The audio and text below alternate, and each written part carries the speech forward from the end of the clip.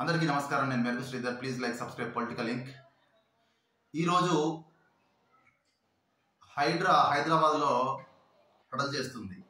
ఎందుకంటే అది అక్రమ నిర్మాణాలు ఎవరైతే చేపట్టినారో వాళ్ళందరికీ కూడా గుండెల్లో రైలు పరిగెత్తున్నాయి. ముఖ్యంగా నాగార్జునకు చెందిన N convention centre, KTR friend అయినందుకు, జగన్ ఫ్రెండ్ అయినందుకు దానికి 10 ఏళ్ల పాటు నాగార్జున ఎన్ కన్వెన్షన్ పైన ఏ చర్య తీసుకోలేదు.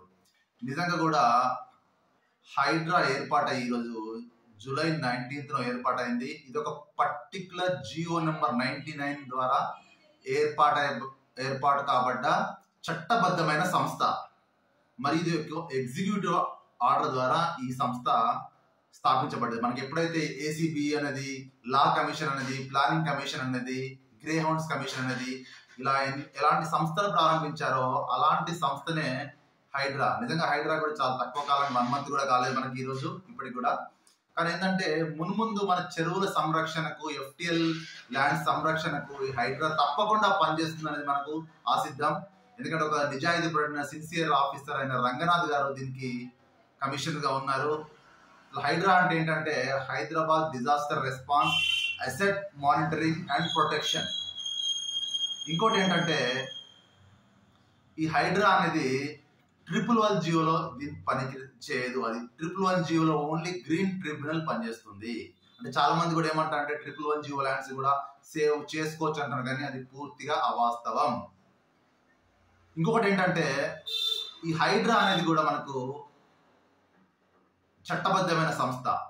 ఇది ఎక్కడైతే ఎఫ్టిఎల్ ల్యాండ్స్, తర్వాత బఫర్ జోన్ ల్యాండ్స్ ఎవరైతే అక్రమంగా నిర్మాణాలు చేపడుతున్నారో వాటిని ముఖ్యంగా వాటికి ఏంటంటే ఇప్పుడు స్టే ఉన్న వాటికి వీళ్ళ జోలికి వెళ్ళరు. ఎవరైతే స్టే లేదో తర్వాత ఎప్పుడైతే జిహెచ్ఎంసీ అధికారులు కానీ, అక్కడ లోకల్ బాడీ అధికారులు కానీ ఇది అక్రమ నిర్మాణం చేశారో హైడ్రా సంస్థ తన పని తాను బుల్డోజర్తో చేపడుతుంది.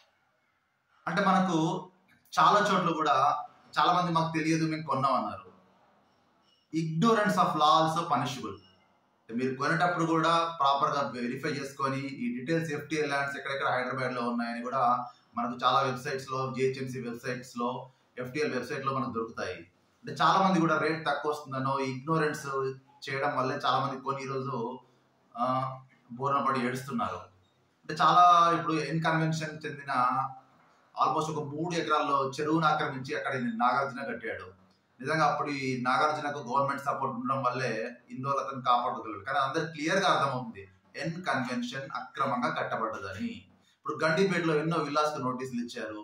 చాలా మంది ఇప్పుడు పల్లం రాజు పడిన సిడబ్ల్యూసి మెంబర్, నిజంగా ఆయన పైరవి చేసుకోవాలంటే సోనియా గాంధీతో చేసుకోవచ్చు, రాహుల్ గాంధీతో చేసుకోవచ్చు. కానీ ఆయనకు సంబంధించిన గెస్ట్ హౌస్ కూడా కూల్చబడ్డది. అంటే హైడ్రా తన పని తను చేసుకోబోతుంది. కానీ నిజంగా కూడా రేవంత్ రెడ్డి తీసుకున్న నిర్ణయం చాలా హర్షణీయం. ఎందుకంటే హైదరాబాద్ లో మనకి ఇంకో రోజుల ముందు చూస్తే లేక్స్ ఉండవు. ఇప్పటికే చాలా వాటికి కూడా లేక్స్ అన్ని ఆక్యుపై అయిపోయి అక్రమ నిర్మాణాలకు తోడయి కరెక్ట్ వాటర్ అయినా ఫ్లడ్స్ వచ్చినప్పుడు కూడా ఆ వాటర్ అంతా అక్కడికి వెళ్ళిపోతుంది, మన ఇళ్లలోకి వస్తుంది. నిజంగా ఇప్పుడు హైడ్రా తన పని తను చేసుకోవాలి. ఇంకొకటి ఏంటంటే ఎవరైతే బఫర్ జోన్లలో, ఎఫ్టిఎల్ జోన్లలో ఇల్లు కట్టుకోవాలి వాళ్ళకి భయం ఉండాలి. అక్కడ కొనుక్కోద్దనే వాళ్ళకు మినిమం గ్యారంటీ చెప్పే వాళ్ళు ఉండాలి. ఎందుకంటే ఇలా కొనుక్కోవడం వల్ల వాళ్ళు తీవ్రంగా నష్టపోతారు.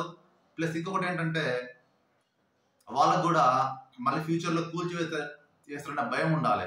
ఎందుకంటే ఇప్పుడు చాలా మంది కూడా ఏంటంటే సర్పంచ్ సిగ్నేచర్ మేము తీసుకున్నాము, సర్పంచ్ అక్కడ ఉండడు, సర్పంచ్ పని అయిపోతుంది, తర్వాత ఏమో సర్పంచ్ మాకు పర్మిషన్ ఇచ్చారంటారు. పర్మిషన్ ఇచ్చే అథారిటీ ప్లానింగ్ కమిషనర్, తర్వాత ప్లానింగ్ టౌన్ ప్లానింగ్ అధికారులు, వీళ్ళ దగ్గర మనకు పర్మిషన్ ఎప్పుడు తీసుకోవాలి మనము.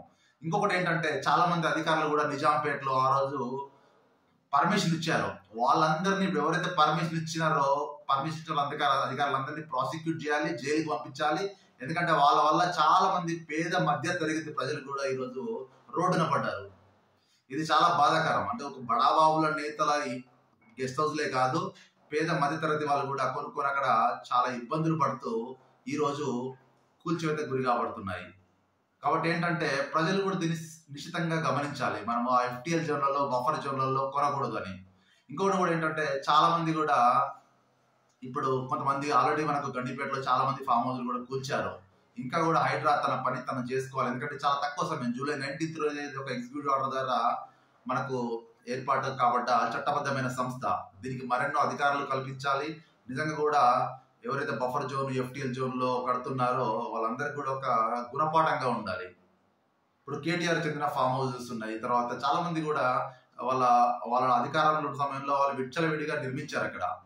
కాబట్టి ఏంటంటే హైడ్రా ఎప్పుడు కూడా ఒక సొంత సంస్థలాగా ఉంది. కాబట్టి రాజకీయ ఒత్తిళ్లకు లొంగకుండా తన పని తను చేసుకుంటే నిజంగా హైడ్రా కూడా ప్రజల మన్నలు పొందుతుంది. ధన్యవాదాలు.